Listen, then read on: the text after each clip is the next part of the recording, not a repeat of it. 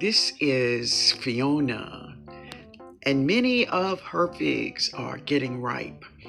Not only Fiona, but the LSU purple and the brown turkey.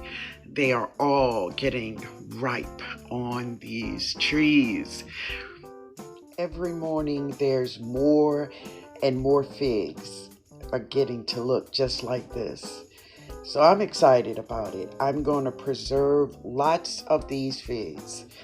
And many people have already requested that they want some preserves. So that's really cool. I love to do it. Yeah, but something has eaten one of them. Yeah, probably a possum. If anything, it's a possum. Yeah. Or a lizard. Could be a garden lizard. So don't count them out, y'all, because they love figs. Yes, ma'am. Yes, sir. They love figs. This is one of Fiona's figs. How beautiful is that? And the brown turkey. Yeah. They getting there, y'all. They getting there, baby.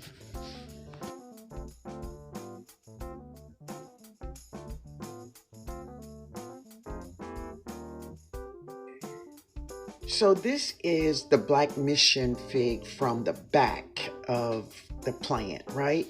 I don't know if you can see, but there's so many fruits on her. They are not ripe yet, but she have lots of fruits on her. She is just sprawling everywhere. Everywhere, family. Now this is my Fuyu persimmon tree. And yeah, the fruits are looking really good. She's getting there. She's getting there. She have lots of fruits. I'm just waiting for them to turn that nice and gold color, you know. So this is a moringa tree. Yeah. And she is in a Katrina brick. Yeah. Now, I did not mean to put her in this brick, but that's where she ended up at. And this is how tall she is. She's not huge, but she's getting there. She's getting there. So I did drop two moringa trees, but this one, she wanted to live. So I'm going to share with you why I dropped the moringa tree. This is the oldest Moringa Olifera tree I have in my garden. I had to go back and look in the videos to find out just when did I drop this moringa tree. Now, back in July 2019, it was pretty big. I'll put the video in the post just so you can see it. It was really big, but I didn't find what day I dropped it. But back in January 2026, we had an Arctic freeze. That Arctic freeze changed a lot of things, patterns in my garden. This moringa tree, the leaves you see here is not of her. This is salvia, the Moringa Olifera tree that I've had in my yard since 2019 is dead. Yeah. That Arctic freeze took her out. It's just lets you know that back in 2025 of January, we had 10 inches of snow. No, that did not take her out. Not at all, because she put on seed pods after that snow. But this Arctic freeze that we had from January 23rd to January 27th, yeah, it took the moringa tree out. Now what I'm going to do is I'm going to have Ben cut all the salvias down around her. I'm not going to pull her up yet because, you never know. You may be experiencing some things like a tree, maybe a fruit tree you have, And maybe last year it was loaded with fruits. And this year, you probably have a few fruits on it, right? And it began blooming at a different time. Of course, if it's not blooming at all and it's looking similar to my tree, then of course the freeze took her out, right? But this lizard, man, you about to don't do that. Don't do that, because you're gonna lose. You're gonna lose today. But I want to share with you all just some things you may experience in your spring, summer garden because of the Arctic freeze. Maybe some things is happening in your garden and you just can't put your finger on it. Okay? So, on my live, I will be sharing my thoughts. All right, family. So this is an artichoke. I'm letting her stay on the vine, on her plant, so this flower can turn nice and crusty. As you can see, it is crusty. But no, it's not as crusty and dry as it can be. So it needs to stay on here till it's extremely dry, especially that part in the middle. And then I will share with you all how to harvest our seeds. Yeah. This is China jade cucumbers. I've harvested about 6 or so, but yeah, we're gonna get this mama. Now, I had her growing in a raised bed. They're just sprawling, right? But they taste good.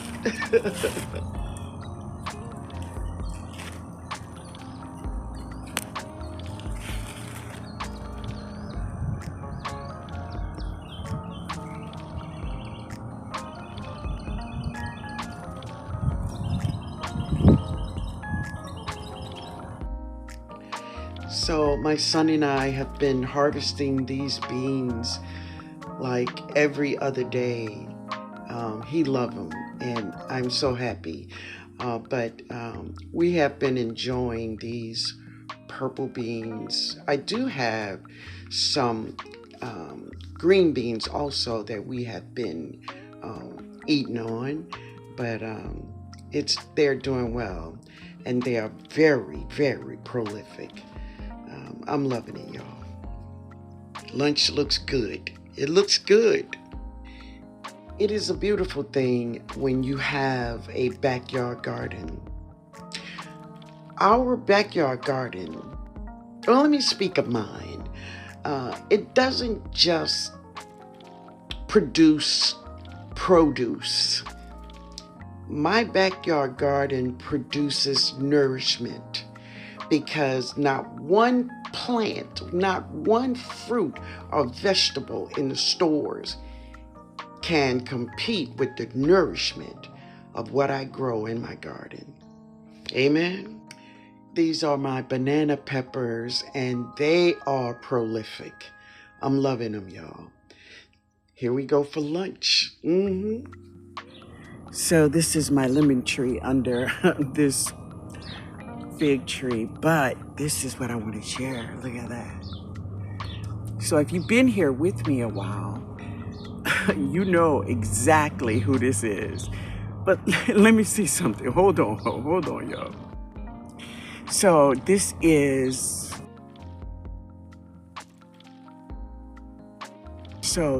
caterpillar transforms into the giant swallowtail. But check this out, y'all.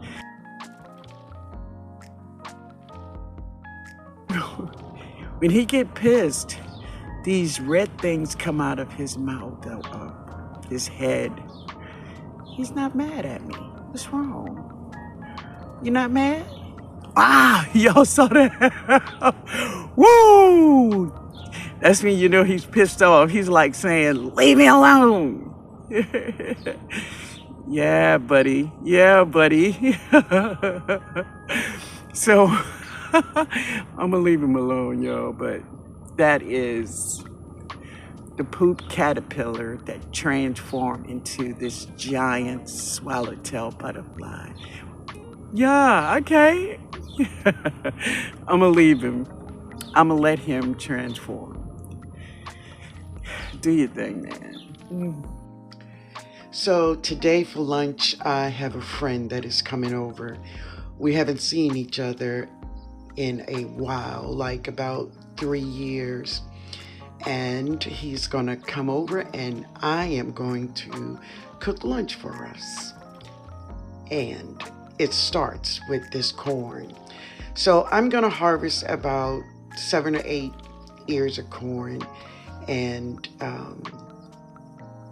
we're gonna enjoy it, y'all. I know I'm tickled. Yeah.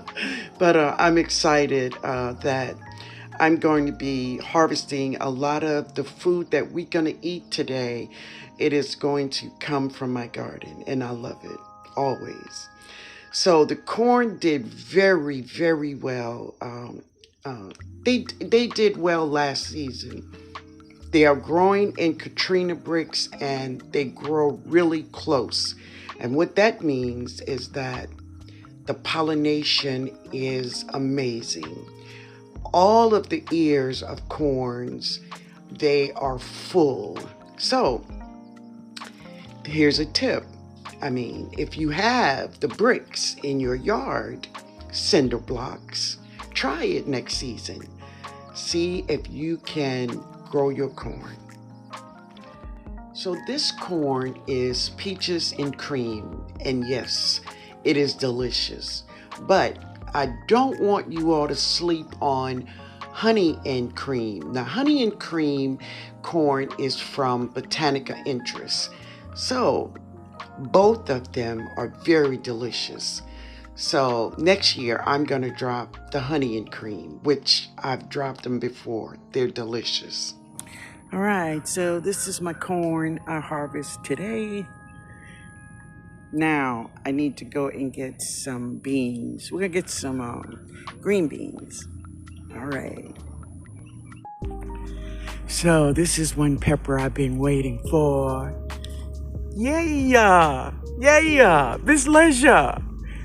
Come on, girl. Get it. That's Miss Leisure, y'all. And the plant is doing good. It was severely attacked by snails. Yeah, that's all right, though. I got her. But we're going to just let this one grow. Jody ate one already. That's all right. And then I'm going to harvest some green bell peppers and banana peppers. All right. So for our drink, I am going to make some butterfly pea tea. Yeah, I'm looking forward to this. Every day I walk out here, these flowers are just gorgeous. They're just gorgeous. So I'm going to harvest at least 10, and I'm going to make a nice picture of butterfly pea tea. I'm also going to harvest some lemongrass for this tea. Yeah. This is Lemon. Now, Lemon is an outside cat. He do not stay inside. But I need Lemon to do a specific job in my garden. This is his domain. And this is his breakfast. I do not feed Lemon everyday cat food. No. Every now and then I give him a little something, but this is what I want him to depend upon. I love this cat. So he is having breakfast this morning. And when he was done, I gave him some milk. Go ahead, man. Do your thing.